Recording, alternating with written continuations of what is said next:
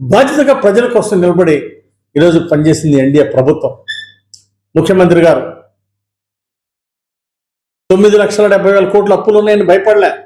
ఒక పక్క అప్పులు తీరుస్తున్నారు, ఒక పక్క వడ్డీలు కడుతున్నారు, ఇంకో పక్క యువతకి ఉద్యోగ అవకాశాలు ఇప్పిస్తున్నారు, మరో పక్క పెట్టుబడులు తీసుకొస్తున్నారు, ఇంకో పక్క రైతులకి అండగా నిలబడ్డారు. ఇది ఈరోజు ఎన్డీఏ ప్రభుత్వం.